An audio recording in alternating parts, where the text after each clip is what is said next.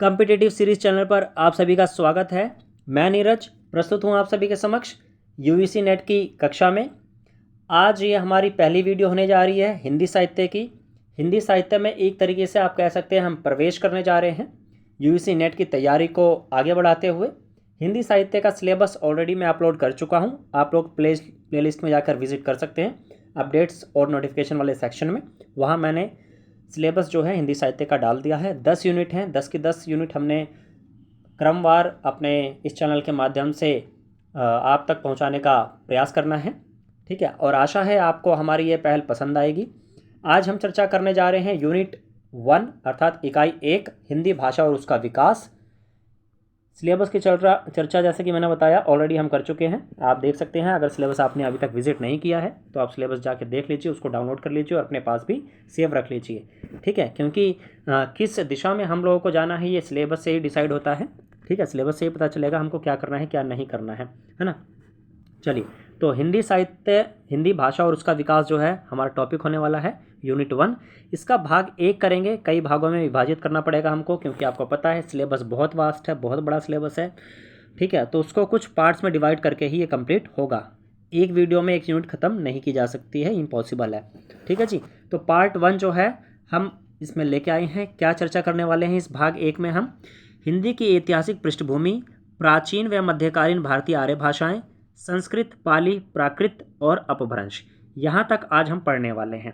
To the point चीज़ें देखने का प्रयास करेंगे, जैसे कि हमारे चैनल का मोटो भी है, do hard work with smart work, ठीक है जी। चलिए, तो प्रारंभ करते हैं, समय को नष्ट ना करते हुए सीधा टू द पॉइंट चीज़ों को देखने का प्रयास करते हैं, ठीक है जी। चलिए, सबसे पहले बात कर लेते हैं भारतीय आर्य भाषाओं की। देखते हैं, ये मेरे द्वारा, मैं पहले बता दूं स्टार्ट करने से पहले, ये मेरे द्वारा खुद के बनाए गए नोट्स हैं, ठीक है। तो जितनी मेरा एक्सपीरियंस है खुद का, ठीक है, उस हिसाब से और यूजीसी नेट के एग्ज़ाम को लेकर के, उसके प्रीवियस ईयर क्वेश्चंस को लेकर के, उन सबको ध्यान में रख करके इसका निर्माण किया गया है। वीडियोस हो सकता है आपको थोड़ी लेट मिले, क्योंकि क्वालिटी हमें देनी है, क्वांटिटी बिल्कुल नहीं देनी है। हमारे चैनल का उद्देश्य यही है कि कम कंटेंट आए, बेशक से थोड़ा देर लग जाए, थोड़ी देर हो जाए, लेकिन जो कंटेंट है वो क्वालिटेटिव आएगा, ठीक है। गुणात्मक जो कंटेंट है वो आपको प्रोवाइड किया जाएगा, जहाँ से आपको प्रश्न देखने के लिए मिलेंगे ही मिलेंगे भविष्य में।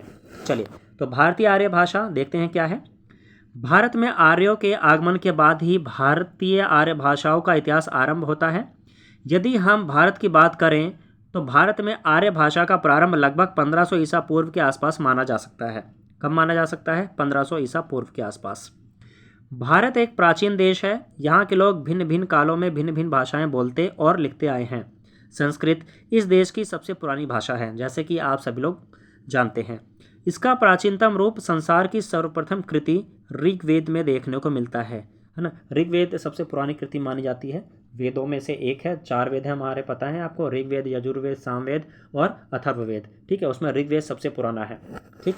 चलिए, संस्कृत को आर्य भाषा या देव भाषा भी कहते हैं, है ना।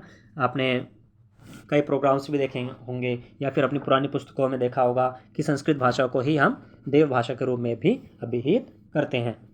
यह आर्य भाषा लगभग 3500 वर्ष पुरानी है ना, 3500 वर्ष पुरानी। तो प्रारंभ कब से होता है? 1500 ईसा पूर्व से, ठीक है। चलिए, अब देखते हैं कैसे वर्गीकरण किया गया है भारतीय आर्य भाषाओं का, ठीक है। थोड़ा बड़ा कर लेता हूँ ताकि अच्छे से और विजुअल हो जाए, ठीक है जी। चलिए, ओके, अब आई थिंक विजुअल हो रहा होगा, जी हाँ। चलिए, भाषिक विशेषताओं के आधार पर भारतीय आर्य भाषाओं को 3 वर्गों में विभाजित करके देखा जा सकता है। यही हमारा टॉपिक है, भारतीय आर्य भाषाएं। अब 3 कौन कौन सी हैं? सबसे पहली आती है आपकी प्राचीन भारतीय आर्य भाषा। कौन सी है? प्राचीन भारतीय आर्य भाषा। उसके पश्चात आती है आपकी मध्यकालीन भारतीय आर्य भाषा, ठीक है। ये पहली है प्राचीन भारतीय आर्य भाषा, दूसरी है मध्यकालीन भारतीय आर्य भाषा, उसके पश्चात है आपका आधुनिक भारतीय आर्य भाषा, ठीक है। इस वीडियो में जो हम करने वाले हैं उसमें आपको मूल रूप से प्राचीन भारतीय आर्य भाषा देखने को मिलेगी, जिसमें हम संस्कृत की चर्चा करेंगे। संस्कृत भी 2 प्रकार की, एक वैदिक संस्कृत और एक लौकिक संस्कृत। उसके पश्चात हम मध्यकालीन भारतीय आर्य भाषाओं की चर्चा करेंगे। मध्यकालीन भारतीय आर्य भाषाओं के अंतर्गत आप देखेंगे पाली आएगी, इसके अंतर्गत प्राकृत आएगी और अपभ्रंश आएगी, ठीक। और आधुनिक भारतीय आर्य भाषाओं के लिए अलग से अगली वीडियो आएगी हमारी तो उसमें आप देख पाएंगे। ठीक है, तो आज हम अपभ्रंश तक इसमें पढ़ने वाले हैं। चलिए तो प्रारंभ करते हैं, आगे देखते हैं। ये चार्ट जरूर याद रखिएगा आप, ठीक है, ये फ्लो चार्ट को जरूर याद रखिएगा। ठीक है, और इनका समय पीरियड भी मैं अभी बता दूंगा आपको, तो वो भी ध्यान में रखना है, वो एग्जाम में डायरेक्ट क्वेश्चन पूछ लिया जाता है। चलिए तो सबसे पहली भाषा हम करने जा रहे हैं प्राचीन भारतीय आर्य भाषा। ठीक है, इसका समय काल है 1500 ईसा पूर्व से लेकर के 500 ईसा पूर्व, अर्थात 1000 वर्ष।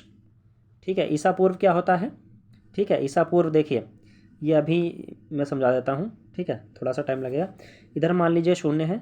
ठीक है, यहाँ से अभी मान लीजिए 2000, यहाँ से आपकी गिनती चालू हो रही है 1 2 3 ऐसे करके, है ना। अभी हम कहाँ पर हैं? अभी हम हैं 2023 में। ठीक है, अब इधर से भी 1 2 3 4 चालू हो रही हैं गिनतियाँ। ठीक है, 1 वर्ष पहले, ठीक है, 1 ईसा पूर्व, 2 ईसा पूर्व, 3 ईसा पूर्व, 4 ईसा पूर्व, ऐसे ऐसे करके 1500 ईसा पूर्व, 1500 ईसा पूर्व से 500 ईसा पूर्व यहाँ तक। ठीक है, समझ रहे हैं? 1500 ईसा पूर्व से 500 ईसा पूर्व तक, ये जो 1000 वर्ष हैं पीछे के। ठीक है, इसमें ये भाषा रही है प्राचीन भारतीय आर्य भाषा। ठीक है, जिसमें मूल रूप से संस्कृत आती है। ठीक, चलिए बाकी चर्चा हम आगे करेंगे। अभी देखेंगे भारतीय आर्य भाषा का प्राचीनतम रूप हमें वैदिक संहिता में मिलता है। कहाँ मिलता है? वैदिक संहिता में। प्राचीन भारतीय आर्य भाषा का समय 1500 ईसा पूर्व से 500 ईसा पूर्व तक माना जाता है। ये ज़रूर याद रखना है आपको। ठीक है, प्राचीन भारतीय आर्य भाषा का समय काल। चलिए आगे चलेंगे। इस प्राचीन आर्य भाषा के हमें 2 रूप मिलते हैं। कौन कौन से? पहला है आपका वैदिक संस्कृत, दूसरा है आपका लौकिक संस्कृत, जैसा कि हम ऊपर चर्चा कराए हैं। ठीक है, वैदिक संस्कृत और लौकिक संस्कृत। ठीक है जी, चलिए आगे चलेंगे। अब वैदिक संस्कृत में क्या क्या चीज़ें आपको जाननी है आधारभूत, है ना, जहाँ से प्रश्न बन सकते हैं, उन चीज़ों की चर्चा करेंगे। चलिए देखेंगे, इसमें देखेंगे वैदिक संस्कृत। वैदिक संस्कृत में क्या है?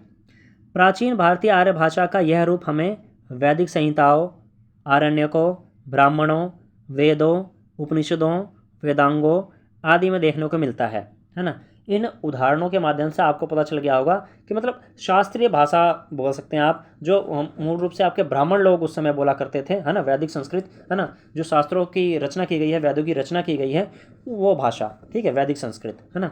चलिए, अनेक विद्वानों का मानना है कि वैदिक संस्कृत का सबसे पुराना रूप हमें उस समय प्राप्त होता है जब आर्य पंजाब के आसपास रहते थे। यह बोलचाल की भाषा नहीं बल्कि साहित्यिक थी, है ना। आमजन इसको नहीं बोलते थे। आमजन किसको बोलते थे? लौकिक संस्कृत को, है ना, जो हम अभी आगे पढ़ेंगे। ठीक है, ये साहित्यिक भाषा थी। कौन सी? वैदिक संस्कृत। इस भाषा को आमजन नहीं बोलते थे। ठीक है जी, ये ध्यान रखना है आपको। चलिए आगे देखेंगे। आगे देखिए, वैदिक साहित्य के सर्वप्रथम ग्रंथ वेद हैं। ठीक है, वैदिक साहित्य के सबसे पहले ग्रंथ कौन से हैं? वेद। भारतीय संस्कृति में इसका अति महत्वपूर्ण स्थान है। स्वामी दयानंद सरस्वती ने वेद को परिभाषित करते हुए कहा है, क्या कहते हैं? विद्यति जानन्ति विद्यते भवन्ति, अर्थात जिनके द्वारा या जिनमें सारी सत्य विधाएं जानी जाती हैं या फिर विद्यमान हैं अथवा प्राप्त की जाती हैं, वही वेद है। अर्थात वेद जो है, सभी ज्ञान आपको इसमें मिलेगा। ठीक, इन शॉर्ट। आगे देखेंगे, वैदिक साहित्य के अंतर्गत 4 वेदों के अलावा ब्राह्मण, आरण्यक, वेदांग ग्रंथ भी शामिल होते हैं। ठीक है, ये सब भी इसमें आते हैं। 4 वेद तो आते ही आते हैं। 4 वेदों के अलावा ब्राह्मण ग्रंथ मिलेंगे आपको, आरण्यक ग्रंथ मिलेंगे और वेदांग ग्रंथ मिलेंगे। ठीक है, इसमें क्या क्या चीज़ें होती हैं ये भी चर्चा करेंगे। इससे पहले हम लोग वेद देख लेते हैं। जो 4 प्रमुख आपके वेद हैं वो कौन कौन से हैं और उनमें क्या क्या बातें हैं जो आपको एग्जाम के पॉइंट ऑफ व्यू से ध्यान में रखनी है। ठीक है जी, चलिए जस्ट 1 सेकेंड। ओके, चलिए ये 4 वेद हैं, 4 वेद देख लेते हैं। 4 प्रमुख वेद इस प्रकार हैं। कौन कौन से वेद हैं? 1 सेकेंड। ओके, सबसे पहला आता है आपका ऋग्वेद। ऋग्वेद में क्या है? ऋचाओं के ऋचा होती है, देखिए मंत्र। ठीक है, ऋचाओं के क्रमबद्ध ज्ञान के संग्रह को ऋग्वेद कहा जाता है। इसमें 10 मंडल, 1028 सूक्त और 10,462 ऋचाएँ हैं। ठीक है, ये ध्यान रखना है आपको। और सबसे पुराने जो धर्म ग्रंथ हैं या फिर कोई भी ग्रंथ है वो ऋग्वेद है, सबसे पुराना है। ठीक है, सबसे पहले इसी की रचना हुई है। अगर ये प्रश्न बनता है तो ये आपको उत्तर लगा देना है। ठीक है, चलिए उसके बाद देखेंगे। एक चीज़ और बता दूं, आपका जो आपका गायत्री मंत्र है ना, गायत्री मंत्र जो आप पढ़ते हैं, ओम भूर्भुवः स्वः तत्सवितुर्वरेण्यं भर्गो देवस्य धीमहि धियो यो नः प्रचोदयात्, है ना, जो आप पढ़ते हैं वो आपका ऋग्वेद के अंतर्गत ही है। ठीक है, विश्वामित्र जी ने इसकी रचना की है।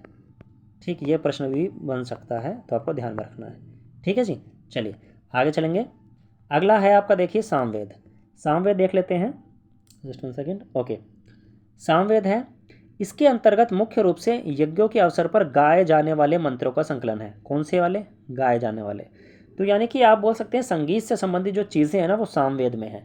किस में है? सामवेद में। क्या है? संगीत से संबंधित, गाए जा सकने वाले चीज़ों से संबंधित या मंत्रों से संबंधित। ठीक, चलिए आगे देखेंगे। अगला है हमारा यजुर्वेद। इसके अंतर्गत मंत्रों तथा बलि के समय अनुपालन के लिए नियमों का संकलन है। यजुर्वेद से आपको याद कर लेना है यमराज। यमराज क्या देगा? बलि देगा। बलि के समय अनुपालन के लिए नियमों का संकलन है, मंत्रों का संकलन है। ठीक है जी, ध्यान रखिएगा। आगे चलेंगे। अगला है आपका चौथा वेद है अथर्ववेद। इसके अंतर्गत जादू, टोना, तंत्र, मंत्र, अंधविश्वास आदि का विवरण आपको देखने को मिल जाता है ना। जो आप बोल सकते हैं अंधविश्वास, है ना, जो पहले के समय में होता था, आज भी आपको कहीं ना कहीं देखने को मिल जाएगा। जो जादू, टोने, टोटके होते थे ना, सब वो सब, उन सब की बातें अथर्ववेद में लिखी गई हैं। ठीक है, चलिए इतनी चीज़ हो गई। चारों वेदों को अच्छे से एक्सप्लेन कर दिया है मैंने, आशा चीज़ें समझ में आ रही होंगी, है ना। चलिए इसके बाद आपकी 3 चीज़ें और आती हैं इसमें। वैदिक साहित्य के अंतर्गत कौन कौन सी चीज़ें आती हैं देख लेते हैं। सबसे पहला आता है आपका ब्राह्मण ग्रंथ। ठीक है, इसी के अंतर्गत ही ब्राह्मण ग्रंथ में क्या है? यह ग्रंथ मुख्य रूप से वेदों की रचना के पश्चात ही लिखे गए थे। इनके रचना काल के बारे में भी निश्चित रूप से कुछ कहा नहीं जा सकता है ना, क्योंकि काफ़ी पुराने ग्रंथ है ना। कोई आइडिया नहीं लग सकता है कि भाई इतने समय में ही लिखे गए थे, है ना। ब्राह्मण ग्रंथ व्याख्या द्वारा वेदों का विस्तार करते हैं। चारों वेदों के प्रमुख रूप से 9 ब्राह्मण ग्रंथ हैं। कितने? 9। ठीक है, ब्राह्मण ग्रंथों के परिशिष्ट उपनिषदों के नाम से प्रसिद्ध हुए हैं। ठीक, इनमें उपनिषदों की जो संख्या है वो 108 बताई गई है, ये आपको ध्यान में रखना है। उपनिषद कितने हैं हमारे? 108। ब्राह्मण ग्रंथ कितने हैं? 9। ये दोनों नंबर आपको ध्यान में रखने हैं, कोई भी प्रश्न डायरेक्टली बन जाएगा एग्जाम में। सबसे यही पूछ लिया जाएगा डायरेक्टली, उपनिषदों की कुल संख्या बताइए। कितने हैं? 108। ठीक है जी, चलिए आगे देखेंगे। आरण्यक ग्रंथ। वर्तमान में 8 आरण्यक ग्रंथ हैं। कितने हैं? 8। आरण्यक ग्रंथों में यज्ञ की आध्यात्मिकता का वर्णन देखने को मिलता है। किसका? यज्ञ की आध्यात्मिकता। ठीक है, यज्ञ से संबंधित चीज़ें इसमें देखने को मिलती हैं। ठीक है, आगे देखेंगे। वेदांग। ठीक है, ये आखिरी रह गया है वैदिक साहित्य के अंतर्गत, देख लेते हैं क्या है वेदांग। चलिए, वेदों को ठीक प्रकार से समझने के लिए 6 वेदांगों की रचना हुई है, जो कि निम्न है। कितने वेदांगों की रचना हुई है? 6। ध्यान रखना है, सबसे पहले आपको यही ध्यान रखना है, वेदांग कितने हैं? 6। ठीक, मोस्ट इंपॉर्टेंट है, यहाँ से क्वेश्चन बनता ही बनता है। सबसे पहला है आपका शिक्षा, दूसरा है आपका ज्योतिष, तीसरा है आपका कल्प, चौथा है आपका व्याकरण, पांचवा है आपका निरुक्त, छठा है आपका छंद। ठीक है, याद हो गए? नहीं हुए, पता है मुझे भी नहीं हुए थे फर्स्ट टाइम। अगर आपको फर्स्ट टाइम में ये हो गए हैं, you are so talented, you are so intelligent. फिलहाल कैसे याद करने में ट्रिक बता रहा हूँ, छोटी सी, जो मैंने खुद लगाई है, और उसी ट्रिक के हिसाब से मैंने इसको लिखा भी है। शिक्षा और ज्योतिष को आपको ध्यान में रखना है। ठीक है, शिक्षा आएगी तभी तो आप ज्योतिष का कार्य कर पाओगे, है ना। शिक्षा, ज्योतिष, कल्प, व्याकरण। जैसे आप हिंदी व्याकरण याद करते हैं, ऐसे ही कैसे क्या याद करना है? कल्प व्याकरण, कल्प का व्याकरण। ठीक है, हिंदी व्याकरण नहीं, कल्प व्याकरण। ठीक, निरुक्त छंद।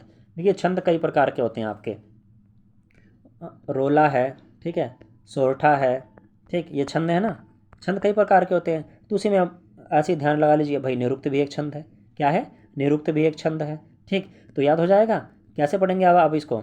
अब आप पढ़ेंगे शिक्षा, ज्योतिष, कल्प, व्याकरण, निरुक्त छंद। शिक्षा, ज्योतिष, कल्प, व्याकरण, निरुक्त छंद। 2-3 बार आपको ऐसे ही डबल डबल करके इनको पढ़ेंगे तो आपको मेरी गारंटी है कि आपको याद हो जाएगा, और ये कभी नहीं भूलेंगे आप। कोई भी पूछेगा 6 वेदांग कौन से हैं, तो आप बता देंगे शिक्षा, ज्योतिष, कल्प, व्याकरण, निरुक्त छंद।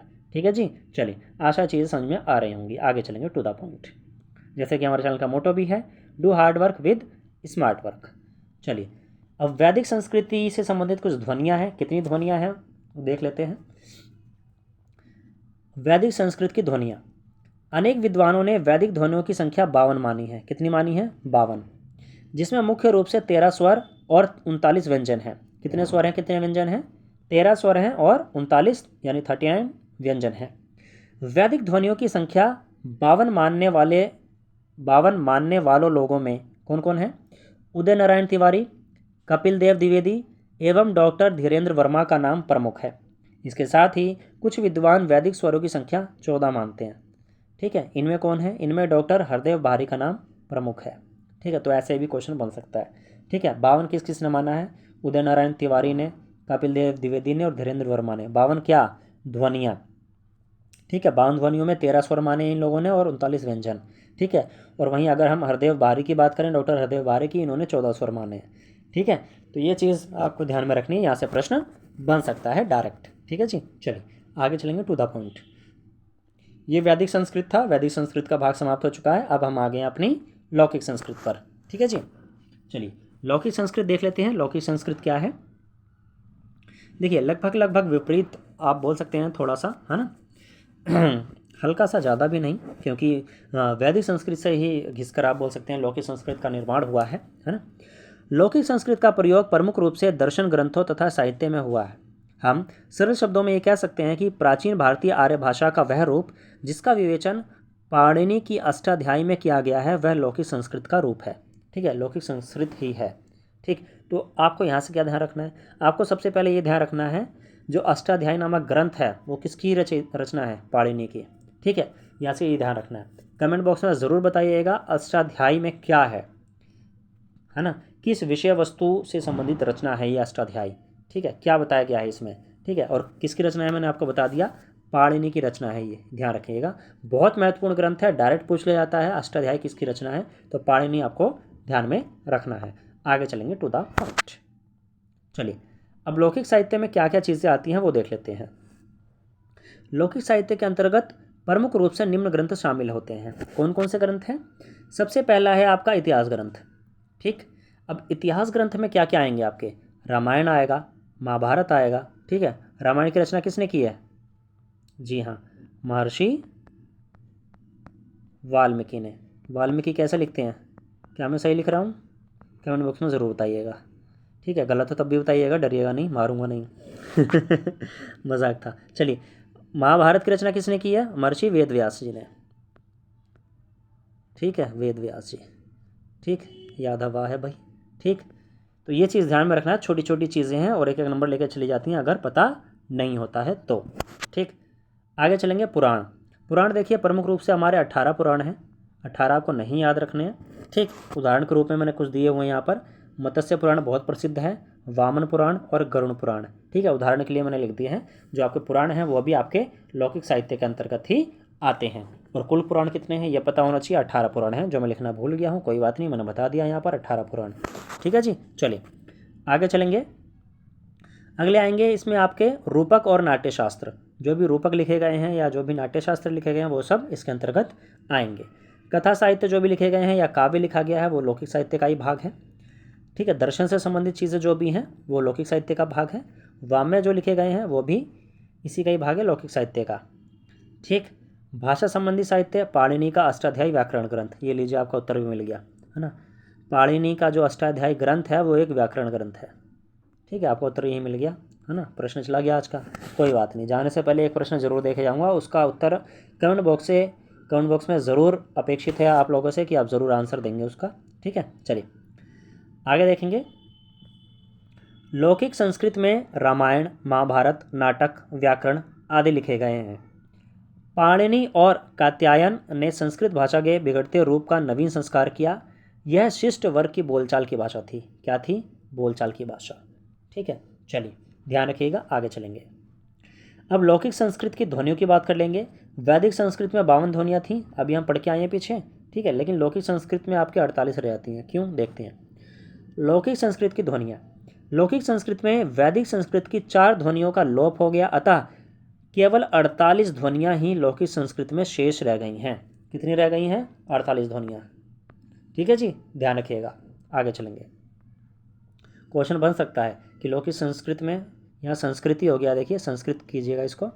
ठीक है, संस्कृत कीजिएगा, संस्कृति हो गया है, कोई बात नहीं, ह्यूमन एरर हो जाता है।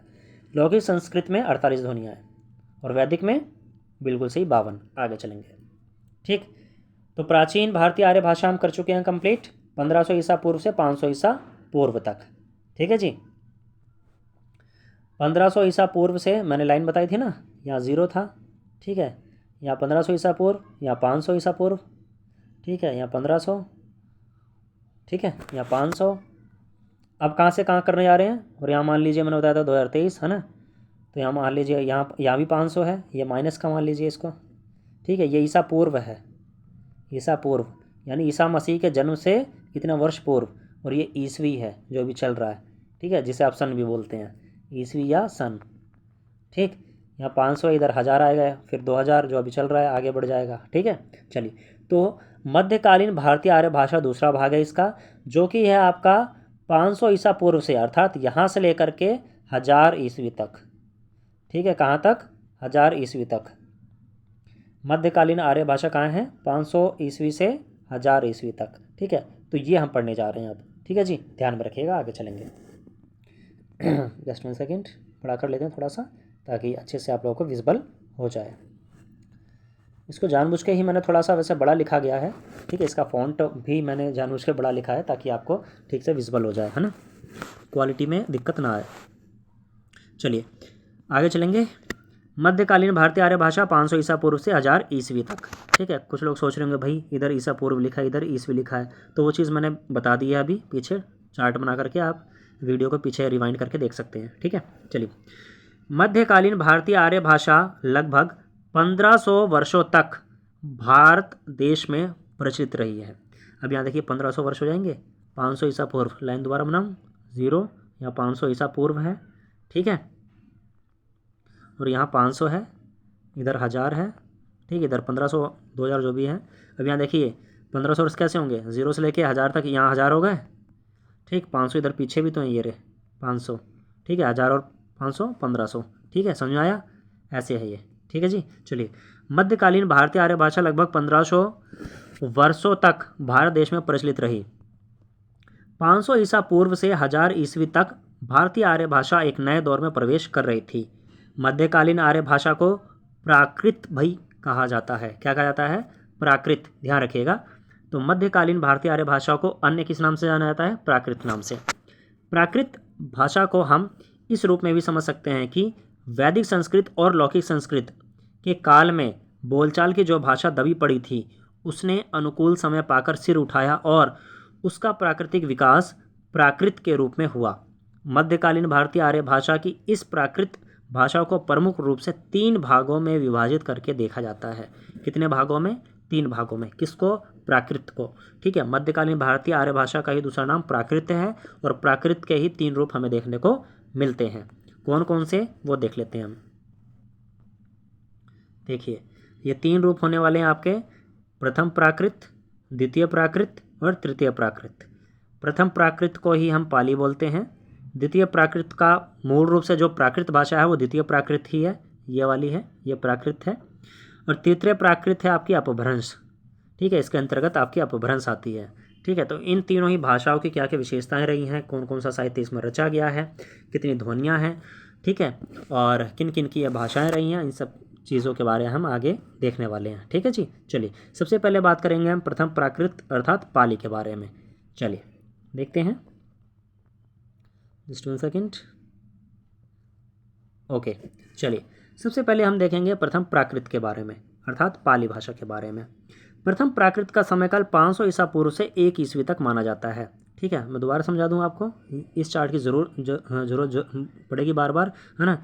इधर आप 0 रखिए, ठीक है, इधर 500 रखिए, इधर 1000 रखिए, इधर 1500 रखिए, ठीक है, इधर 500 रखिए और इधर 1000 रख दीजिए, ठीक। ये कह रहा है 500 ईसा पूर्व से 1 ईस्वी तक, ये 500 ईसा पूर्व है, 1 ईस्वी तक यानी कि यहाँ तक, ठीक है, 1 मान लीजिए या 0 मान लीजिए, जो भी, ठीक है, यहाँ तक। ये जो टाइम पीरियड है किसका रहा है, ये पाली का रहा है, ठीक है, ये टाइम पीरियड, ठीक है जी, ध्यान रहेगा। 500 ईसा पूर्व से 1 ईस्वी तक। आशा चीज़ समझ में आ गई होंगी, नहीं समझ में आई हैं तो आप दोबारा कमेंट बॉक्स में पूछ सकते हैं, मैं वहाँ समझा दूंगा, इसको बताने की कोशिश करूँगा, ठीक है। चलिए, हाँ, बाकी मुझे आशा है ऐसी कि 2-3 बार मैं समझा चुका हूँ तो समझ में आ ही गया होगा, ठीक है। चलिए, तो इसका समयकाल 500 ईसा पूर्व से 1 ईस्वी तक माना जाता है, ये भी ध्यान में रखना है, ये आपसे पूछा जा सकता है एग्जाम में डायरेक्ट, जो पाली भाषा का समयकाल है वो कितने से कितने तक माना गया है, ठीक। पाली भाषा को ही आपको आपकी जो है वो प्रथम प्राकृत के रूप में जाना जाता है। ठीक है, पाली भाषा को किस रूप में जाना जाता है? प्रथम प्राकृत के रूप में। ठीक है जी, आगे देखेंगे। इसे सबसे पुरानी प्राकृत के रूप में भी जाना जाता है। ठीक है, इसे सबसे पुरानी प्राकृत के रूप में भी जाना जाता है। क्वेश्चन बन सकता है सबसे पुरानी प्राकृत कौन सी है? पाली। ठीक है, पाली। ठीक है, उसको प्रथम प्राकृत भी कहते हैं। ये पॉइंट्स ध्यान रखिएगा, यहीं से क्वेश्चन बनेंगे डायरेक्ट। ठीक है जी। अशोक के शिलालेखों की भाषाएं भी इसी के अंतर्गत आती हैं। अगर आपसे प्रश्न कर लिया जाए अशोक के शिलालेखों की भाषाएं जो है वो कौन सी थी, तो आपका उत्तर होगा पाली या फिर प्रथम प्राकृत। ठीक है जी, ध्यान रखिएगा। चलिए आगे देखेंगे। यह भारत की प्रथम देश भाषा है। क्या है? देश भाषा, प्रथम देश भाषा। प्रश्न बन जाएगा भारत की प्रथम देश भाषा कौन सी है? पाली है। कौन सी है? पाली। ठीक है जी, आगे चलेंगे टू द पॉइंट। ध्यान रखिएगा, ये सब देखिए टू द पॉइंट चीज़ें वाली हैं। ठीक है, यहाँ से जो डायरेक्ट प्रश्न है वो बनेंगे आपके। ठीक है, चलिए। पाली का शाब्दिक अर्थ आपसे पूछ लिया जाए तो इसका शाब्दिक अर्थ होता है बुद्ध वचन। बुद्ध वचन से ही आपको पता चल गया होगा महात्मा बुद्ध ने जो अपने उपदेश दिए हैं वो इसी भाषा में दिए हैं। ठीक है, अगली लाइन देखिए यही है, महात्मा बुद्ध जी के जो उपदेश हैं वो हमें इसी भाषा में मिलते हैं, अर्थात पाली में। तो दो चीज़ें हो गई आपकी, एक अशोक के शिलालेख और अभिलेख। ठीक है, और महात्मा बुद्ध जी के उपदेश कौन सी भाषा में? पाली भाषा में। ठीक है, जिसको प्रथम प्राकृत भी बोलते हैं। आगे देखेंगे, पाली यहाँ पर गलत लिख गया है, कोई बात नहीं, ह्यूमन एरर हो जाता है। पाली में आपकी छोटी मात्रा आएगी, छोटी की। ठीक है, चलिए कोई बात नहीं।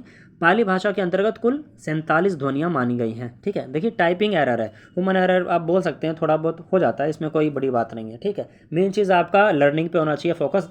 ठीक है, अधिगम पे होना चाहिए। एरर तो स्वाभाविक है। ठीक है, होते ही हैं। तो आपको ध्यान रखना है पाली में कितनी ध्वनियाँ थी? 47 ध्वनियाँ, 47। ठीक है जी, आगे चलेंगे। वैसे प्रयास किया जाता है कि गलतियाँ ना हों, लेकिन फिर भी गलतियाँ निकल ही जाती हैं, है ना। जैसे हम प्रयास करते हैं ना, जब हम एग्ज़ाम देने जाते हैं तो हम प्रयास करते हैं भाई 100 क्वेश्चन आ रहे हैं तो 100 के 100 हमें आते होंगे, जबकि ऐसा कभी नहीं होता है ना। आप एग्ज़ाम देने जा रहे हैं, कितनी भी प्रिपरेशन कर लीजिए आप, चाहे 1 साल लगाइए चाहे 10 साल लगाइए। ठीक है, 10वें साल भी आप एग्ज़ाम देने जाएंगे तो ऐसा बिल्कुल नहीं होगा कि आपको जो है 100 के 100 प्रश्न आते होंगे। ठीक है, ऐसा कोई ना कोई प्रश्न ज़रूर निकल जाएगा जो आपको नहीं आता होगा। ठीक है, तो यही टाइपिंग में भी होता है, लिखने में भी होता है। जितनी भी कोशिश कर लो कुछ ना कुछ रह जाता है ना, नॉर्मल है, कोई बात नहीं। लेकिन हम अपना बेस्ट देने का प्रयास हमेशा करते हैं। मैं ये नहीं कहता कि आप 1 साल की प्रिपरेशन में ही या 10 साल की प्रिपरेशन में ही आप सक्सेस होंगे, वो आपकी मेहनत पे डिपेंड करता है, आपकी लगन पे, आपकी रुचि पे डिपेंड करता है। ठीक है, चलिए फिलहाल आगे चलेंगे। श्रीलंका के लोग पाली को मागधी कहते हैं। ठीक है, ये एक इंपॉर्टेंट और प्रश्न बन जाता है, श्रीलंका के लोग पाली भाषा को क्या कहते हैं? वो मागधी कहते हैं। क्या कहते हैं? मागधी। ठीक है, ध्यान रखिएगा, आगे चलेंगे।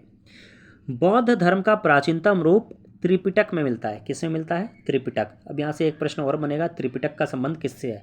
बौद्ध धर्म से है। ठीक है, बौद्ध धर्म का ग्रंथ है त्रिपिटक, ये 3 भागों में विभाजित है। ठीक है, अभी आगे पढ़ेंगे। यह महात्मा बुद्ध के उपदेशों का संग्रह है। त्रिपिटक क्या है? महात्मा बुद्ध के उपदेशों का संग्रह है। ठीक, ध्यान रहेगा। चलिए, सबसे पहली चीज़ यह ध्यान रखना, त्रिपिटक का संबंध बौद्ध धर्म से है और यह महात्मा बुद्ध के उपदेशों का संग्रह है इसमें। ठीक, आगे।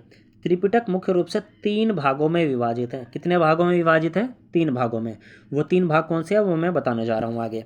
ठीक है, देखिए कुछ लोगों के लिए हो सकता है ये सारी चीज़ें नहीं हों। ठीक है, पहली बार पढ़ रहे हों तो घबराइएगा नहीं, डरिएगा नहीं। 2-4 बार आप पढ़ेंगे, वीडियो को देखेंगे तो अपने आप याद हो जाएगा।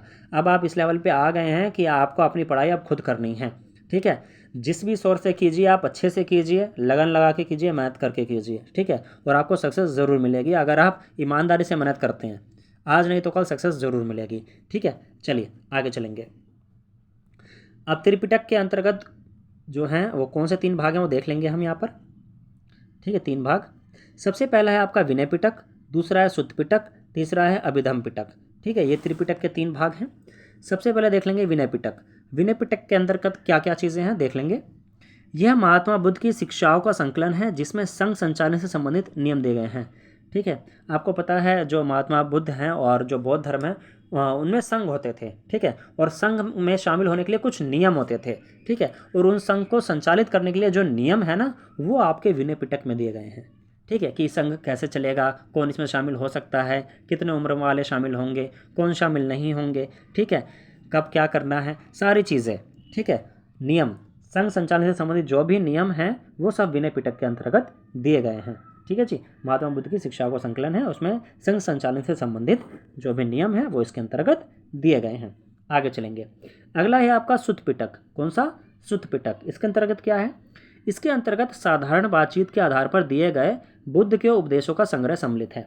जो महात्मा बुद्ध ने उपदेश दिए ना समय समय पर, आपको पता है सबसे पहला उपदेश इन्होंने सारनाथ में दिया, ठीक है। तो ऐसे ही बहुत सारे उपदेश इन्होंने समय समय पर दिए, और वो भी साधारण बातचीत के आधार पर। तो उन सभी उपदेशों का जो संग्रह है ना, वो सुत्त पिटक के अंतर्गत सम्मिलित है, ठीक है, ध्यान रहेगा। चलिए आगे चलेंगे। अगला है आपका अभिधम पिटक। ये तीसरा होने वाला है और आखिरी होने वाला है त्रिपिटक के अंतर्गत। अभिधम पिटक में क्या है? इसमें है आपका धर्मों का विशद विश्लेषण। धर्मों का विशद विश्लेषण, ठीक है। जो विभिन्न धर्म है उनका विशद विश्लेषण इसमें किया गया है। इसके अंतर्गत आपको देखने को मिलेगा अभिधम। धम में देखिए यहाँ पे धर्म, ठीक है, धम से याद कर लीजिएगा, धर्म से संबंधित है ये, ठीक है, तो ध्यान हो जाएगा, ठीक है। यहाँ सुत से ध्यान रख लीजिएगा, हाँ भाई बातचीत हो रही है, साधारण बातचीत। सुत यानी साधारण बातचीत। विनय अर्थात नियम, विनय से आप कर लीजिएगा नियम, ठीक है, मिल रहे ना दोनों शब्द, विनय नियम, ठीक है, विनय होगा नियम होंगे, ठीक। ऐसे आप याद कर लेंगे तो आसानी से याद हो जाएगा, है ना। ट्रिक लगा के याद करेंगे तो ज़्यादा समय तक याद रहता है, ठीक है जी। चलिए आगे चलेंगे। तो ये त्रिपिटक मुख्य रूप से 3 भाग में विभाजित है, तीनों की चर्चा हमने कर ली है ना। आगे चलेंगे, आगे देखेंगे हम। पाली भाषा के अंतर्गत हमें 3 व्याकरण ग्रंथ प्राप्त होते हैं, जिस हिसाब से त्रिपिटक जो है वो 3 भागों में विभाजित है, तीनों की हमने चर्चा की, है ना। इसी हिसाब से जो पाली भाषा, यहाँ भी देखिए पाली में ला जो है बड़ी की मात्रा लग गई है। मेरे को लग रहा है कमांड ऐसी दे दी गई है ना कि ला पे सब पे बड़ी मात्रा लग गई है ना, छोटी मात्रा आएगी पाली पे, कोई बात नहीं, मना रह रहा है ना। पा पे आ की मात्रा भी आएगी, ला पे छोटी की मात्रा आएगी, छोड़ दीजिए उसे, इग्नोर कर दीजिए, कोई बात नहीं, ठीक है, हो जाता है। आगे देखेंगे। अब देखिए 3 रुकिए, हाँ 3 व्याकरण ग्रंथ हमें प्राप्त होते हैं पाली भाषा के। अब कौन कौन से हैं देख लेंगे। सबसे पहला है आपका कच्चायन व्याकरण, दूसरा है मोगलायन व्याकरण या मोगलान व्याकरण, तीसरा है सद्य नीति व्याकरण, ठीक है। ये 3 व्याकरण तीनों के तीनों पाली भाषा के हैं। पहला प्रश्न देखिए कैसा बनेगा। मैं यहाँ पर यही चर्चा कर रहा हूँ और मैं कोशिश करता हूँ कि पढ़ाते समय ही या बताते जो चीज़ें हैं वो बताते समय ही मैं आपको ये भी बताने का प्रयास करूँ कि यहाँ से प्रश्न किस हिसाब से बन सकता है, तो उस हिसाब से आप अपनी तैयारी भी कर सकते हैं। यहाँ से देखिए इस हिसाब से भी प्रश्न बन सकता है कि कच्चायन व्याकरण का संबंध किस भाषा से है डायरेक्टली, तो आपका उत्तर होगा पाली भाषा, ठीक है। कौन सी भाषा? पाली भाषा के अंतर्गत, ठीक है। चलिए इसी हिसाब से मोगलायन व्याकरण का प्रश्न बन सकता है, इसी हिसाब से सद्य नीति का प्रश्न आपसे बन सकता है, ठीक है जी। चलिए ध्यान में रहेगा। चलिए अब इसको एक एक करके हम देख लेते हैं। सबसे पहले हम देखते हैं कच्चायन व्याकरण क्या है। कालक्रम के अनुसार यह सबसे पुराना पाली व्याकरण ग्रंथ है। इसके रचयिता महाकच्चायन माने जाते हैं। कच्चायन के अनुसार पाली में 41 ध्वनियाँ हैं, ठीक है। तो यहाँ से क्या चीज़ ध्यान रखनी है, इसके रचयिता कौन है? सबसे पहले महाकच्चायन। कौन है? महाकच्चायन। नाम में ही है तो मेरे को नहीं लग रहा नाम याद करने में कोई दिक्कत होगी, महा लगा दोगे आगे तो हो जाएगा महाकच्चायन, ठीक। दूसरा चीज़, कालक्रम के अनुसार ये सबसे पुराना पाली व्याकरण ग्रंथ है। सबसे पुराना, अगर प्रश्न बने सबसे पुराना पाली ग्रंथ कौन सा है या फिर सबसे पुराना पाली व्याकरण ग्रंथ कौन सा है, तो कच्चायन व्याकरण आपका उत्तर होगा, ठीक है। ध्वनियों का प्रश्न बहुत कम बनता है, फिर भी आप माइंड में क्लिक कर लीजिएगा हल्का सा, ठीक है, क्या पता पूछ लिया जाए अगर आपका डिफिकल्ट बनाना हो क्वेश्चन, है ना। तो कच्चायन के अनुसार पाली में 41 ध्वनियाँ इन्होंने मानी है, ठीक। चलिए आगे चलेंगे। अगला है आपका मोगलान व्याकरण या फिर मोगलायन व्याकरण। यदि हम पूर्णता व गंभीरता की दृष्टि से देखें तो मोगलान व्याकरण सर्वश्रेष्ठ व्याकरण है, ठीक है। अगर आप पूर्णता की दृष्टि से देखेंगे और गंभीरता की दृष्टि से देखेंगे तो जो मोगलान का व्याकरण है वो सबसे सर्वश्रेष्ठ व्याकरण माना गया है और इसके रचयिता मोगलान है, ठीक है। पहले क्या होता था, देखिए जो रचयिता होते थे ना अपने नाम के ही आधार पर अपने ग्रंथों का नामकरण कर देते थे, ठीक है। जैसे आप कच्चायन व्याकरण देख रहे हैं, मोगलान व्याकरण देख रहे हैं, ठीक है। इसी हिसाब से तो पहले जो है नाम आसान होते थे याद करने में, अभी तो देखेंगे आप कैसे कैसे नाम हो जाते हैं ना। चलिए फिलहाल हिंदी साहित्य हमें पढ़ना है, याद करना है तो करेंगे ज़रूर, ठीक है। तो इसके रचयिता मोगलान है, याद रखिएगा। मोगलान के अनुसार पाली में 43 ध्वनियाँ हैं, 43 है ना, 43 ध्वनियाँ जो हैं इन्होंने मानी है, ठीक है जी। आगे चलेंगे।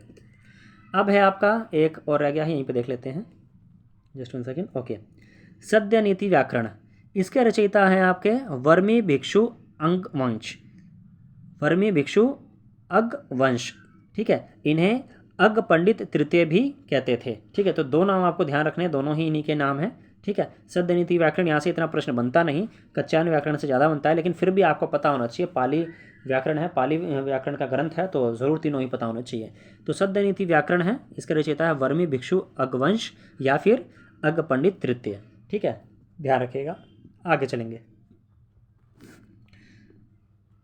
आगे है पाली भाषा में रचित अन्य साहित्य। देखिए, पाली भाषा में कुछ अन्य साहित्य भी रचा गया है छुटपुट, तो आपको पता होना चाहिए। मिलिंद पन्हो, अटकथा साहित्य, महावंश और दीपवंश। ठीक है, ये सब भी पाली भाषा के अंतर्गत ही आते हैं। ठीक है जी, चलिए आगे चलेंगे। ये प्रथम प्राकृत हमारी समाप्त हो चुकी है, जो कि पाली भाषा थी। ठीक है, अब हम द्वितीय प्राकृत प्रारंभ करने जा रहे हैं। ठीक है, अच्छा, द्वितीय प्राकृत को ही मूल रूप से प्राकृत भाषा कहा गया है। अगर आपसे पूछ लिया जाए जो मूल प्राकृत भाषा है वो कौन सी प्राकृत है, द्वितीय प्राकृत है, ध्यान रखिएगा। इसका समय काल है आपका 1 ईस्वी से 500 ईस्वी तक। ठीक है, चार्ट दोबारा बना रहा हूँ मैं आपका, जितनी बार मैं बताऊँगा ताकि आपको क्लियर हो जाए। यहाँ देखिए 0 रहेगा, ठीक है, यहाँ 500 रहेगा, ठीक है, ईसा पूर्व, ठीक, यहाँ 1000 ईसा पूर्व, ठीक है जी, यहाँ 500 रहेगा, यहाँ 1000 रहेगा, ये ईस्वी है जो भी चल रहा है। ठीक है, तो कहाँ से कहाँ तक माना गया, यहाँ से 1 से लगभग 500 यहाँ तक, ये टाइम पीरियड। ठीक है, इस टाइम पीरियड में आपका क्या रहा है, प्राकृत भाषा। कौन सी भाषा, प्राकृत भाषा, जिसे आप द्वितीय प्राकृत के नाम से भी जानते हैं। ठीक है जी, चलिए आगे चलेंगे अब। ठीक है, ये अगर माइंड में आपका मैप बन गया ना, तो आपको कहीं से भी रटने की ज़रूरत नहीं है, आपका माइंड ही आपका काम करेगा मैप का, है ना, और यूँ याद आ जाएगा। इसलिए मैं बार बार बना के बता रहा हूँ ताकि एक फ्रेम जो है आपके माइंड में बन जाए इसके प्रति। ठीक है, चलिए आगे चलेंगे। नाट्यशास्त्र के अंतर्गत भरत मुनि ने सबसे पहले प्राकृत भाषा की रचना की थी, चर्चा की थी। ठीक है, भरत मुनि ने सबसे पहले प्राकृत भाषा की चर्चा की थी। कहाँ पर, अपने नाट्यशास्त्र में। ठीक है, नाट्यशास्त्र इनका प्रमुख प्रसिद्ध ग्रंथ है। कभी कभार तो डायरेक्ट क्वेश्चन बन जाता है, नाट्यशास्त्र के रचयिता कौन है, तो भरत मुनि है, ध्यान रखना है आपको। ठीक है, कौन है, भरत मुनि। ठीक, उसके बाद हम देखेंगे इन्होंने ही प्राकृत भाषा की चर्चा की है सबसे पहले इसके अंतर्गत। ठीक, आगे देखेंगे। द्वितीय प्राकृत को प्राकृत के रूप में भी जाना जाता है, अर्थात केवल द्वितीय प्राकृत के लिए ही प्राकृत नाम का प्रयोग किया जाता है। सहमत है इस चीज़ से? बिल्कुल, ये चीज़ मैं पहले भी आपको बता चुका हूँ कि केवल द्वितीय प्राकृत के लिए ही प्राकृत नाम का जो प्रयोग है, शब्द का प्रयोग है, वो किया जाता है। ठीक है जी, चलिए आगे चलेंगे। Just 1 second. ओके, यह सहज ही बोली और समझी जाती थी एवं आम बोलचाल की भाषा थी, जो कि पंडितों में प्रचलित नहीं थी, इसलिए स्वाभाविक रूप से प्राकृत भाषा कहलाई, है ना। स्वाभाविक रूप से इसको प्राकृत इसलिए कहा गया क्योंकि यह पंडितों की भाषा नहीं थी। ठीक है, स्वाभाविक रूप से सभी आमदनी से बोलते थे। ठीक है जी, जनरल फैक्ट है, ध्यान रहेगा। आगे चलेंगे। जब संस्कृत लोक व्यवहार की भाषा से अलग होकर शिष्ट जनों की भाषा बन गई, तब उसका स्थान प्राकृत ने ले लिया और धीरे धीरे भारतवर्ष में प्राकृत का साम्राज्य जो है वो स्थापित रूपों में भारत की लोकमान्य भाषा बनकर जन सामान्य तक पहुंचने। ठीक है जी, तो प्राकृत जो है वो ऐसे उभर करके सामने आई। ठीक है, आगे देखेंगे। जैन साहित्य प्रमुख रूप से प्राकृत भाषा में ही लिखा गया। ठीक है, जैसे पाली भाषा में प्रमुख रूप से बौद्ध ग्रंथ या बौद्ध महात्मा बुद्ध ने अपने उपदेश जो है पाली भाषा में दिए, इसी प्रकार से जो जैन साहित्य है वो मुख्य रूप से प्राकृत भाषा में लिखा गया। ठीक है, जैन धर्म की जो भाषा मुख्य रूप से आप कह सकते हैं प्राकृत भाषा थी। ठीक है, प्राकृत भाषा में जैन साहित्य जो है मुख्य रूप से लिखा गया है। ठीक है जी, चलिए ध्यान रखिएगा। प्राकृत भाषा के प्रथम वैयाकरण, देखिए वैयाकरण क्या होते हैं, जो व्याकरण ग्रंथों की रचना करते हैं। ठीक है, व्याकरण पर विचार विमर्श करते हैं, उससे संबंधित ग्रंथ की रचना करते हैं, उन्हें कहते हैं वैयाकरण। ठीक है, तो प्राकृत भाषा के प्रथम वैयाकरण थे वररुचि, बहुत प्रसिद्ध हैं। ठीक है, इनकी रचना है प्राकृत प्रकाश। कौन सी रचना है, प्राकृत प्रकाश। ठीक है, ये इनका व्याकरण ग्रंथ है। ठीक है, तो प्रथम वैयाकरण है ये, सबसे पहले व्याकरण ग्रंथ इन्होंने लिखा है। ठीक है, और प्राकृत प्रकाश इनकी रचना है, तो आप समझ सकते हैं कितना महत्वपूर्ण है ये। ठीक है, तो सबसे पहले आपको ये ध्यान में रखना है, प्राकृत प्रकाश जो है वो प्राकृत भाषा की रचना है। ठीक है, चलिए, और इसके रचनाकार कौन है, वररुचि। कैसे ध्यान रखेंगे, वर होता है ना, और कौन होता है, दूल्हा, है ना। शादी की बात मत करने लग जाना अब आप लोग यहाँ पर ठीक है, तो वर से आपको ध्यान रखना है भाई। ठीक है, प्रकाश, वर प्रकाश, भाई दूल्हा आएगा, दूल्हे के माथे पे आप तिलक लगाओगे है ना, तो प्रकाश जैसा चमकेगा, है ना। बाकी आप लोग देखिए कोई भी अपनी ट्रिक लगा सकते हैं, ठीक है। और एक चीज़ मैं यहाँ पर यह भी बताता चलूँ कि हमारे द्वारा जो भी यहाँ ट्रिक्स बताई जाती हैं उसका व्यक्तिगत रूप से किसी व्यक्ति से डायरेक्टली संबंध नहीं है कि या किसी की जो व्यक्तिगत भावना है उसको ठेस पहुंचाना बिल्कुल भी हमारा उद्देश्य नहीं होता है। हमारा उद्देश्य केवल इतना है कि हम उन चीज़ों को याद रख पाए हैं और एग्ज़ाम के टाइम पर उसको एग्ज़ाम तक अपने माइंड में रिटेन रख पाए और अपना बेटर से बेटर आउटपुट दे पाए। हमारा उद्देश्य केवल इतना होता है, ठीक है जी। चलिए आगे चलेंगे। तो वर रुचि, प्राकृत, प्रकाश, ध्यान रखिएगा एग्जाम में आ सकता है डायरेक्ट। आगे चलेंगे। अगला है आपका, हेमचंद्र को प्राकृत का पाणिनि कहा जाता है। इन्होंने प्राकृत व्याकरण नाम से अपना ग्रंथ लिखा। अब देखिए प्राकृत प्रकाश जहाँ एक और लिख रहे हैं वर रुचि, वहीं पर प्राकृत व्याकरण लिख रहे हैं हेमचंद्र, ठीक है। तो कन्फ्यूज़न है, इसलिए मैंने प्रकाश से वर याद कराया है। जैसे प्रकाश आ जाए प्राकृत प्रकाश तो वर रुचि, ठीक है। और प्राकृत व्याकरण आ जाए तो हेमचंद्र, ठीक है। और हेमचंद्र को ही प्राकृत भाषा का पाणिनि कहा जाता है। ये क्वेश्चन बहुत इंपॉर्टेंट है, कई बार यूजीसी नेट के एग्ज़ाम में डायरेक्टली पूछा गया है। अच्छा, मैं यहाँ पर यह भी बता दूँ, ये सिर्फ जो कक्षाएँ हैं वो यूजीसी नेट की कक्षाएँ नहीं हैं, ठीक है। सिलेबस तो हम यूजीसी नेट का ही फॉलो कर रहे हैं, ठीक है। यूजीसी नेट का तो चल रहा है, लेकिन यदि अगर आप असिस्टेंट प्रोफेसर की तैयारी कर रहे हैं तो उसका भी सिलेबस लगभग यही है। अगर आप सिलेबस खोल के देखेंगे ना किसी भी स्टेट एग्ज़ाम का या फिर सेंट्रल लेवल का असिस्टेंट प्रोफेसर का एग्ज़ाम का जहाँ रिटर्न होता है, चाहे आप आरपीएससी की बात करें, चाहे यूपीएससी की बात करें, यूपीपीएससी का जो एग्ज़ाम होता है उत्तर प्रदेश कंडक्ट कराता है, ठीक है, असिस्टेंट प्रोफेसर का, तो सिलेबस लगभग यही है। उसमें भी आपको हिंदी साहित्य पढ़ना है, उसमें भी आपको भाषाएं पढ़नी है, तो सिलेबस यही है। तो आप यहाँ से भी तैयारी कर सकते हैं उस चीज़ की। प्लस अगर आप टीजीटी हिंदी की तैयारी कर रहे हैं या फिर पीजीटी हिंदी की तैयारी कर रहे हैं तो उसके लिए भी आप हमारे चैनल के माध्यम से जुड़ सकते हैं, ठीक है। हिंदी विषय देखिए, जो तथ्यात्मक चीज़ें हैं वो बिल्कुल भी परिवर्तित नहीं होती, वही चीज़ें आपको पढ़नी होती हैं। तो क्यों ना एक ही बार में उन्हें अच्छे से पढ़ लिया जाए, ठीक है। तो उसके लिए भी आप जुड़ सकते हैं और अपने साथियों के साथ जो भी हिंदी विषय से संबंधित तैयारी कर रहे हैं या जुड़ना चाह रहे हैं तो उनको आप बता सकते हैं और उनको भी आप इस चैनल के माध्यम से जोड़ सकते हैं, ठीक है। चलिए आगे चलेंगे। तो हेमचंद्र को प्राकृत का पाणिनि कहा जाता है। इन्होंने प्राकृत व्याकरण की रचना की है, ठीक है। ये इनका व्याकरण ग्रंथ है, ध्यान रखिएगा। आगे चलेंगे। अगला है, प्राकृत के धर्म, लेखन, प्रयोग, प्रदेश आदि के आधार पर निम्नलिखित भेद प्राप्त होते हैं। मागधी, अर्धमागधी, शौरसेनी, पैसाची, महाराष्ट्री, टक, ब्राचड़, खस, केकय आदि, ठीक है। ये देखिए प्राकृत भाषा के ही कई रूप हैं जो कि उस समय में प्रचलित रहे। यहाँ से इतने प्रश्न नहीं बनते मेरे हिसाब से, इसलिए मैंने इसका एलेब्रेशन इसमें नहीं डाला है, ठीक है। हाँ, इन सब की चर्चा हम अपभ्रंश में करेंगे, ठीक है, क्योंकि वही प्राकृत आगे जाकर के अपभ्रंश में विकसित हो गई है और भी व्यापक स्तर पर, ठीक है। तो अपभ्रंश में मैंने इनको डाला हुआ है, तो अपभ्रंश में हम इनको अभी देखेंगे, ठीक है। चलिए, तो द्वितीय प्राकृत, है ना, प्राकृत भाषा हमारी समाप्त हुई जिसमें मुख्य रूप से जो जैन साहित्य है वो लिखा गया, ठीक है। अब हम करने जा रहे हैं तृतीय प्राकृत, जिसमें कि हम मुख्य रूप से पढ़ने वाले हैं अपभ्रंश को। और मेरे हिसाब से ये आज का हमारा आखिरी टॉपिक होने वाला है, अपभ्रंश, ठीक है। इसके बाद जो पार्ट 1 है ये समाप्त हो जाएगा अपभ्रंश तक, ठीक है, अच्छे से। चलिए देखेंगे। तृतीय प्राकृत अर्थात अपभ्रंश का समय काल 500 ईस्वी से 1000 ईस्वी तक माना जाता है। दोबारा से ये चार्ट बनाऊंगा, यहाँ 0 आएगा, ठीक है, यहाँ 500 आएगा, यहाँ 1000 आएगा, ये ईसा पूर्व है, ठीक है, ये ईसा पूर्व है, ठीक है जी। ये माइनस में बोल सकते हैं आप, इधर प्लस में जाएगा 500, ये 1000 आएगा, इधर 1500 कर लीजिएगा, ठीक। अभी कहाँ से कहाँ तक बोल रहा है, और ये ईस्वी है ना। चलिए 500 ईस्वी से 1000 तक, यानी कि ये रहा 500, ये रहा 1000, यहाँ से लेके यहाँ तक का टाइम पीरियड जो है वो अपभ्रंश का रहा है। किसका रहा है?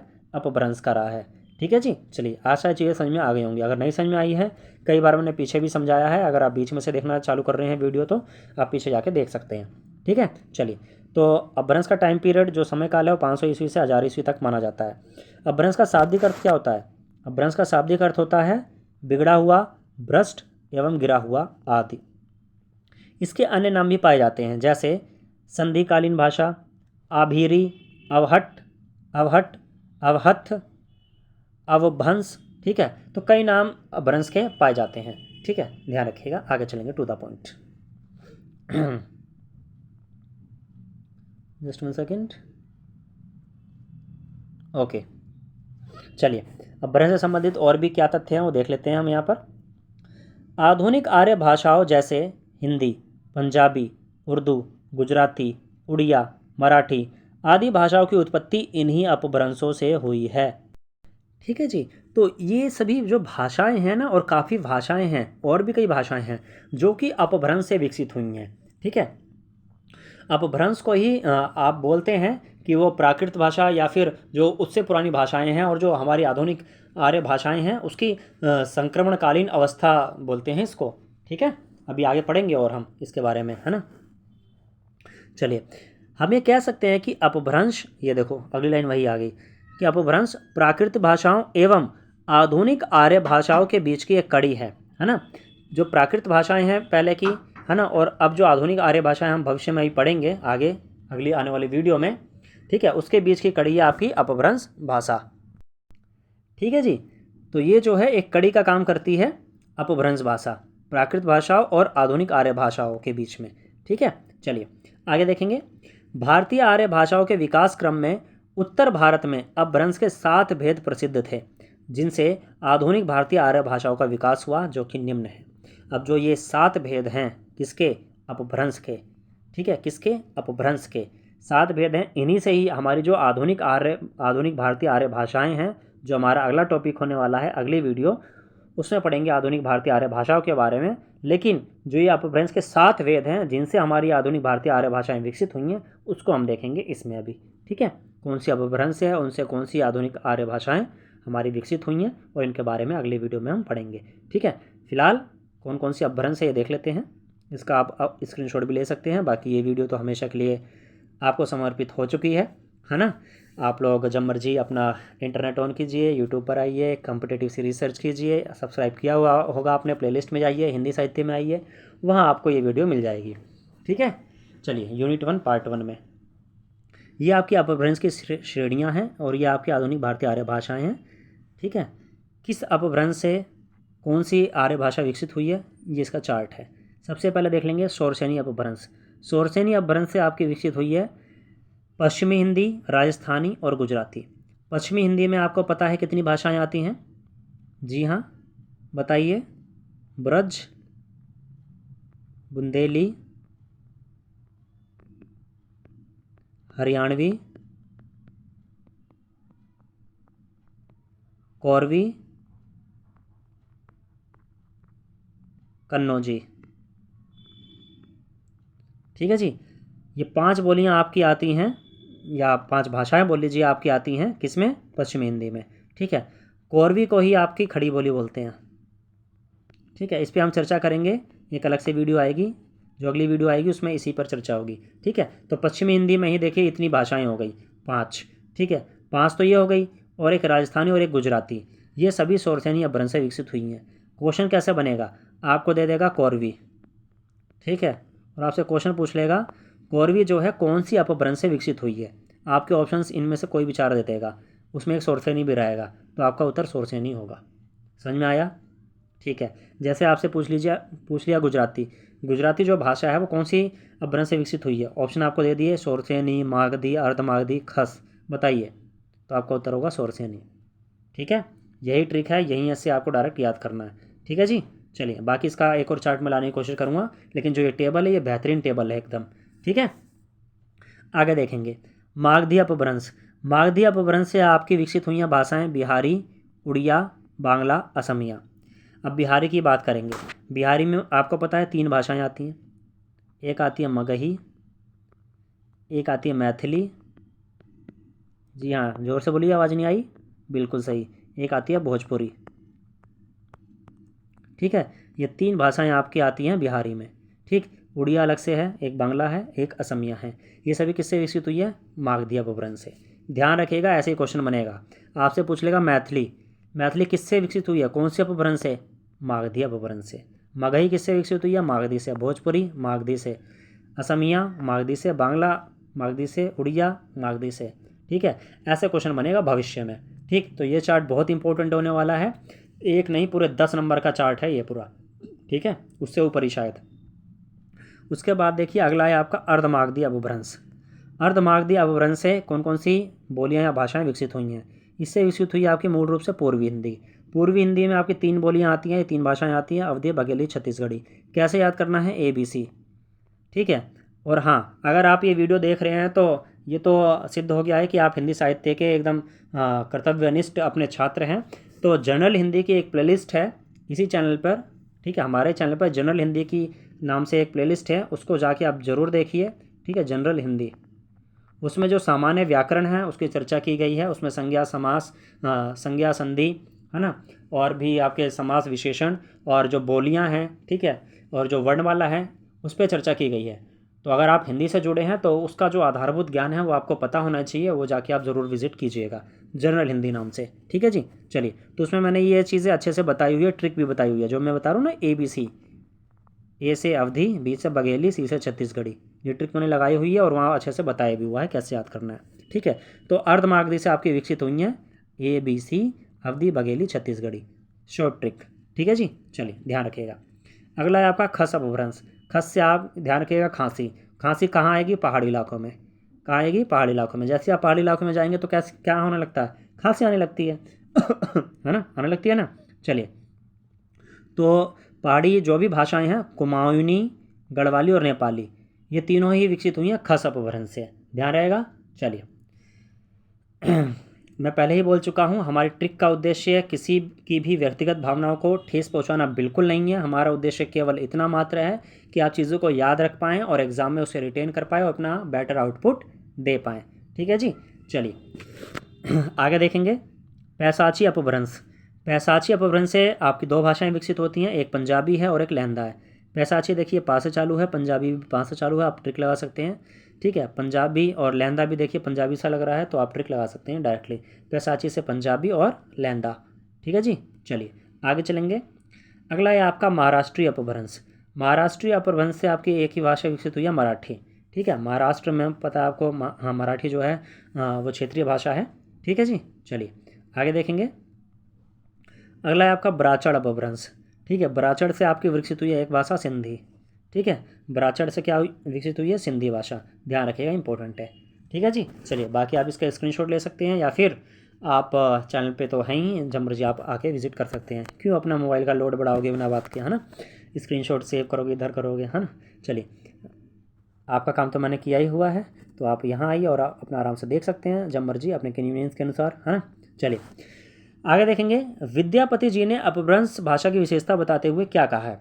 वो कहते हैं, देसिल बयना सब जन मिठा, तय तैसन जपहूँ अवहट्ठा। अर्थात अपने देश या अपनी भाषा सबको मीठी लगती है, इसलिए इसे अवहट्ठ भाषा कहा जाता है, ठीक है। बहुत प्रसिद्ध लाइन है, कई बार ये जो लाइनें हैं ये एग्ज़ाम में आई हुई हैं और पूछा गया है ये किसकी पंक्तियाँ हैं, तो ये विद्यापति की हैं, ध्यान रखिएगा। आगे चलेंगे, ठीक है, टू द पॉइंट, जैसे कि हमारे चैनल का मोटो भी है, do hard work with smart work. आगे देखेंगे। अपभ्रंश शब्द का प्राचीनतम प्रयोग पतंजलि जी के महाभाष्य में मिलता है, ठीक है। अब यहाँ से 2 चीज़ें याद रखनी है आपको। पहली चीज़, अपभ्रंश शब्द का प्राचीनतम प्रयोग किसने किया है? पतंजलि ने किया है। कहाँ पर मिलता है? इनका एक ग्रंथ है, बहुत प्रसिद्ध ग्रंथ है, महाभाष्य, ठीक है। महाभाष्य ये बहुत प्रसिद्ध ग्रंथ है पतंजलि जी का, याद कर लीजिए ट्रिक लगा के, बहुत इंपॉर्टेंट है, कई बार एग्जाम में डायरेक्ट पूछा गया है ये, ठीक है जी। चलिए, आगे चलेंगे। नेक्स्ट, अगला है आपका ज्योतिश्वर ठाकुर ने अपने ग्रंथ वर्ण रत्नाकर में अपभ्रंश शब्द का सर्वप्रथम प्रयोग किया है, ठीक है। देखिए, अपभ्रंश का अगर प्राचीनतम प्रयोग आए तब तो पतंजलि के महाभाष्य में मिल जाता है, लेकिन इस शब्द के प्रयोग की अगर बात की जाए, ठीक है, इस शब्द का प्रयोग किसने सबसे पहले किया है? तो ये किया है ज्योतिश्वर ठाकुर ने। किसमें किया है? वर्ण रत्नाकर में, ये इनका ग्रंथ है, बहुत प्रसिद्ध। यहाँ से क्वेश्चन बनेगा, ठीक है। वर्ण रत्नाकर किसकी रचना है? डायरेक्ट बनेगा, ज्योतिश्वर ठाकुर जी की है, ठीक है। अपभ्रंश शब्द का सबसे पहला प्रयोग इसी ग्रंथ में किया है ज्योतिश्वर ठाकुर जी ने, ठीक है, ध्यान रखिएगा। आगे चलेंगे। आगे है आपका, विभिन्न विद्वानों ने अपभ्रंश भाषा को अलग अलग नामों से अभिहित किया है, जिनका विवरण निम्न है, ठीक है। देखिए, विभिन्न विद्वान हैं, जितने मस्तिष्क होंगे उतने विचार होंगे, इस बात से तो आप सहमत हैं अगर इस लेवल पे आप आके पढ़ाई कर रहे हैं, ठीक है। किसी के विचार गलत नहीं होते हैं, है ना, किसी के अपने तर्क हैं, किसी के अपने तर्क हैं, ठीक है। इसी हिसाब से ही विद्वानों में मतभेद रहा है ना। कोई कुछ कहता है अपभ्रंश को, कोई कुछ कहता है ना। इसी हिसाब से चंद्रनारायण शर्मा पुरानी हिंदी से अभिहित करते हैं अपभ्रंश को ही, या अपभ्रंश के थोड़े समय बाद के पीरियड की जो भाषा है उसको ये बोलते हैं पुरानी हिंदी। उसके पश्चात किशोरीदास वाजपेयी जी हैं, ये अपभ्रंश को बोलते हैं अड़ाड़ा की भाषा या अड़ाड़ा भाषा। क्यों बोलते हैं अड़ाड़ा भाषा? क्योंकि अपभ्रंश में जो अड़ा शब्द है ना वो कई बार आता था। ठीक है, अगर आप पढ़ेंगे, अब जब हम पृथ्वीराज रासो भी ग्रंथ पढ़ेंगे, आदिकालीन काव्य है, महाकाव्य बोलूँगा मैं उसको, ठीक है, उसको पढ़ेंगे तो उसमें भी आप देखेंगे अड़ा जो शब्द है वर्ण है वो कई बार आएगा वहाँ पर। ठीक है, चलिए इसी हिसाब से जो भरत मुनि है वो विभ्रष्ट कहते हैं अपभ्रंश को। क्या कहते हैं? विभ्रष्ट। ये आ सकता है। ठीक है, अड़ाड़ा भाषा किसने कहा अपभ्रंश को? किशोरदास वाजपेयी जी ने। भरत मुनि ने क्या कहा है? विभ्रष्ट कहा अपभ्रंश को। चंद्रधर शर्मा गुलेरी क्या कहते हैं? पुरानी हिंदी से अभिहित करते हैं। ठीक है, तो ये चीज़ें ध्यान में रखिएगा। चलिए आगे देखेंगे। अगला है आपका अपभ्रंश के 3 प्रमुख कवि हुए हैं जिनका विवरण निम्नलिखित है। देखिए अपभ्रंश के 3 प्रमुख कवि हुए हैं, और भी हुए हैं लेकिन प्रमुख रूप से 3 हैं। ठीक, सबसे पहले हैं आपके स्वयंभू। स्वयंभू जी को अपभ्रंश का वाल्मीकि कहते हैं। ठीक है, प्राकृत का पाणिनि किसे कहते हैं? कमेंट बॉक्स में ज़रूर बताइएगा, आपका क्वेश्चन हो गया। ठीक है, आपका आज का क्वेश्चन ये है। जब भी हम साहित्य की कोई भी वीडियो करेंगे वहाँ से उस वीडियो से आखिरी में एक प्रश्न होगा। ठीक है, तो उसका आंसर आप लोगों को कमेंट बॉक्स में ज़रूर देना है। प्राकृत का पाणिनि किसे कहते हैं? ठीक है जी, किसे कहते हैं? अभी मैं पीछे बता के आया हूँ। ठीक है, इस प्रश्न का उत्तर आपको कमेंट बॉक्स में देना है। ठीक है जी, चलिए ये आपका प्रश्न है, नोट कर लीजिए इसको। कमेंट बॉक्स में ज़रूर आंसर आना चाहिए इसका, तभी पता चलेगा आप लोग पढ़ रहे हैं नहीं पढ़ रहे हैं। ठीक है, चलिए फिलहाल स्वयंभू को अपभ्रंश का वाल्मीकि कहते हैं। ठीक है, क्वेश्चन बनेगा अपभ्रंश के वाल्मीकि के रूप में किसे जाना जाता है? तो वो जाना जाता है स्वयंभू जी को। किसको जाना जाता है? स्वयंभू को, ध्यान रखिएगा। नेक्स्ट अगला है आपका पुष्पदंत। ये भी काफ़ी प्रसिद्ध कवि रहे हैं, इनके बारे में जब हम साहित्य पढ़ेंगे आगे भविष्य में तो उसमें हम और डीप में चर्चा करेंगे। उसके बाद है धनपाल। ये भी प्रसिद्ध कवि रहे हैं, इनकी भी काफ़ी रचनाएं रही हैं। ठीक है, और उसकी भी चर्चा करेंगे जब हम भविष्य में इनके बारे में पढ़ेंगे। ठीक है, जब हिंदी साहित्य पे आएंगे हम आदिकाल से लेकर पढ़ना प्रारंभ करेंगे तो वहाँ हम इनकी चर्चा भी करेंगे। ठीक है जी, चलिए अभी ये 3 नाम याद रखिएगा, क्वेश्चन बन सकता है। अपभ्रंश के 3 कवि प्रमुख रूप से धनपाल, पुष्पदंत, स्वयंभू। ठीक है जी, चलिए आगे चलेंगे। नेक्स्ट ये हमने चर्चा कर ली है। निष्कर्ष रूप में मैंने पंक्तियाँ लिखी हुई हैं, कुछ देख लीजिए। उपरोक्त चर्चा के आधार पर हम ये कह सकते हैं कि कुछ बातों में समानता रहते हुए भी अपभ्रंश संस्कृत और प्राकृत से बहुत दूर चली गई तथा आधुनिक भारतीय भाषाओं के काफ़ी नज़दीक आ गई। दूसरे शब्दों में हम ये कह सकते हैं कि भाषा अधिक सरल हो गई।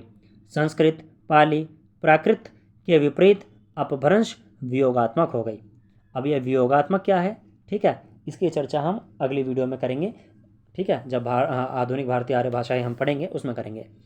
ठीक है, क्योंकि हिंदी भी उसी में ही आती फिर। ठीक है, अगर हम ध्वनियों की बात करें तो अपभ्रंश में लगभग वही ध्वनियाँ थीं जिनका प्रयोग प्राकृत भाषा में होता था। ठीक है, चलिए तो ये था आपका पहला पार्ट। ठीक है, जो कि समाप्त होता है। अच्छे से हमने करने का प्रयास किया और शायद आपने समझने का प्रयास किया। ठीक है, यह हमारा जो पहला पार्ट है वो समाप्त होता है यहाँ पर। ठीक है, यूनिट 1 हिंदी भाषा और उसका विकास, और इसके अंतर्गत हमने किया है पार्ट 1 हिंदी की ऐतिहासिक पृष्ठभूमि, प्राचीन व मध्यकालीन भारतीय आर्य भाषाएं। इसमें हम संस्कृत, पाली, प्राकृत और अपभ्रंश कर चुके हैं। अगली वीडियो आएगी हमारी कौन सी? आधुनिक भारतीय आर्य भाषाओं पर। ठीक है, चलिए अगर आप चैनल पर नए हैं तो चैनल को सब्सक्राइब कर सकते हैं। जानकारी अच्छी लगी हो, वीडियो पसंद आई हो तो साथियों के साथ शेयर और लाइक करना बिल्कुल ना भूलें। धन्यवाद।